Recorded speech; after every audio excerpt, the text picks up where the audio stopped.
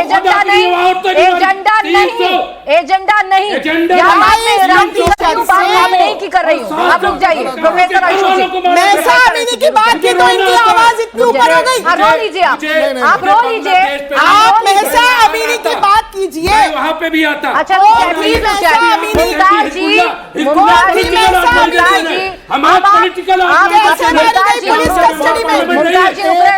मुमताज जी, मुमताज जी अब आप हाईजेक कर रहे हैं, मुमताज जी अब आप हाईजेक कर रहे हैं, अब आप हाईजेक कर रहे हैं। रुक जाए मुमताज, पूरी दुनिया हमास की बात कर रही है, आपको पूरी दुनिया हमास की बात कर रही है। आवाज आ रही है, अब आप हाईजेक कर रहे हैं, अब आप हाईजेक कर रहे हैं, अब आप यहाँ मुद्दे को कहीं और लेकर जा रहे हैं। रुक जाए, मुझे बात करनी है, ईरान पर बात करने दीजिए, बात करने दीजिए। 2022 में रुक जाइए, आप ही सच बोलते हैं, बाकी सब झूठ बोलते हैं। आप ही सच बोल रहे हैं। हरिश्चंद्र खान नाम के चिल्लाना दे। 2022 में मैं बांग्लादेश को बोलेंगे, अरे आने कैसे देते आप तो हमास क्या बात कर दी आपने। पूरी दुनिया की बहस नहीं है, आज तूतू मैमे की बहस नहीं है, आज बहस ये है कि दुनिया में क्या चल रहा है। अब रुक जाए, बोले अंशु जी आप बोले, अपनी सबकी आवाज गाजा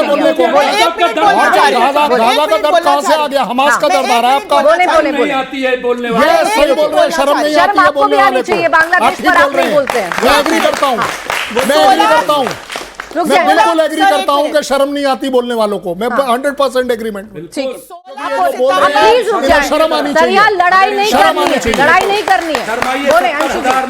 16 सितंबर 2022 को महसा अमीनी का केस आप सबको पता होगा। कौन थी महसा अमीनी? हिजाब के खिलाफ प्रोटेस्ट किया था। ये जमहूरियत की बात कर रहे हैं। ईरान में क्या हुआ?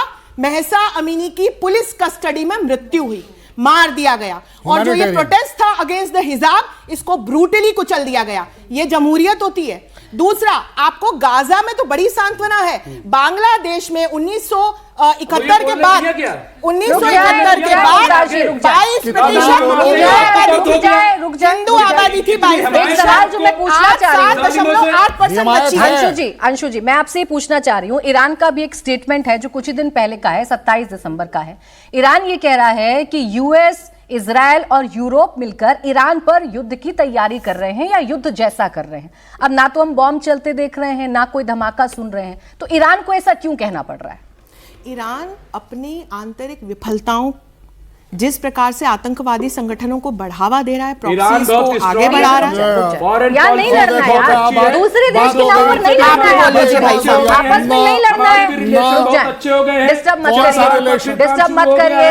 मुमताज जी, अगर आपको लग रहा है, मैं आपको बार बार याद दिलाती हूँ, मैं आपको बार बार याद दिलाती हूँ, एक बार फिर से याद दिला देती हूँ, ये मंच तकरीरें पढ़ने का नहीं है, ये मंच तकरीरें पढ़ने का नहीं है, ये मंच आपस में बातचीत करने का। तकरीरें नहीं पढ़ रहे हैं, आप अकेले वक्ता नहीं है ना इस शो में, बाकी लोग भी हैं, तो थोड़ा सा डिसिप्लिन दिखाइए। एक तो हम रुक जाइए, आपके कहने से कोई नहीं बोलेगा ना, एक तो आप जो कहें वो सही, बाकी सब गलत। कि हम भारतीय हैं, हाँ, हम भारत के नजरिए से अलग अलग विश्व के अलग अलग कोनों में क्या घट रहा है हम उसको देख रहे हैं और बहुत जुडिशियसली देख रहे हैं और अपनी स्ट्रेटेजिक ऑटोनॉमी को, अपने नेशनल इंटरेस्ट्स को ध्यान में रखते हुए देख रहे हैं और देखना भी चाहिए।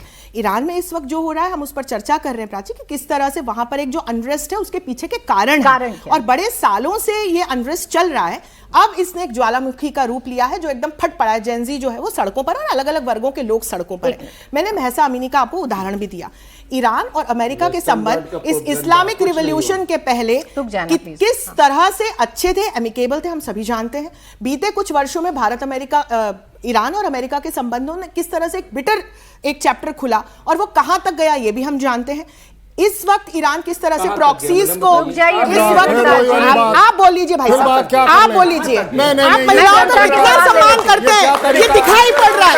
आप महिलाओं का कितना सम्मान करते हैं ये दिखाई पड़ रहा है। आप महिलाओं का कितना सम्मान करते हैं ये कर दिया। आप पूरी बात अगर आप बार बार डिस्टर्ब करेंगे, महिलाओं का कितना सम्मान करते हैं ये दिखाई पड़ रहा है। नहीं चलेगा सर, नहीं चलेगा भाई साहब, आप मुझे बोलने नहीं दे रहे, आप मुझे बोलने नहीं दे रहे। दिया आपने। रुक जाए, अभी रुक जाए, यहाँ बहस नहीं चल रही है।